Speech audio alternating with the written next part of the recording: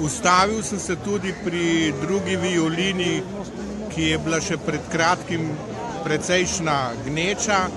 No, tukaj je njihovo vino, ki so ga danes potegnili iz Ljubljanice. Potem strežejo izredno dobre štrukle, potem pražen krompir s kranjsko klobaso.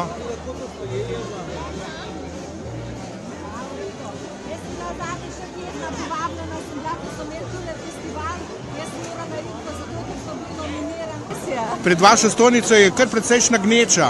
Ja, res je. Kaj ste vse ponudili? Ponudili smo vijolčinski golaž, lučkov golaž, pražen krompir s kranjsko klobaso, ki je pač hišna specialiteta, potem jabolčno zavitek in različne vrste štrukljev. In če pogledate, zdaj imamo samo še nekaj stvari.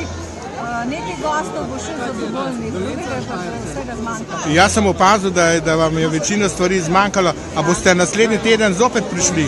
Ne naslednji teden, pa smo se odločili, da ostanemo doma in strežemo v drugi violini, ki je vsi gneča za cel dan. Čestitam, probal sem vaše strukle, ki so izvrstni. Ja, hvala lepa. Hvala. Kar vabljeni še, ne samo tukaj na stolnico, ampak tudi na Stari trg. Z veseljem. Super, hvala.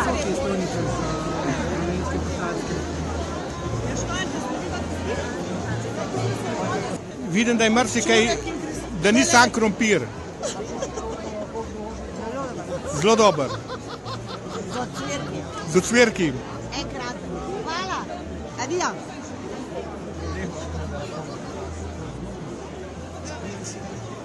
Tukaj vaše stranke, ki so dobile tukaj pri vas krompir, pravijo, da je krompir zelo dober. Kaj ste vse dali v ta krompir, da je tako dober? Same domače kiseline, se pravi domača kranjska, slovenska, kranjska klobasa, domača svinjska maš, krompir, sol pa poper. Hvala lepa.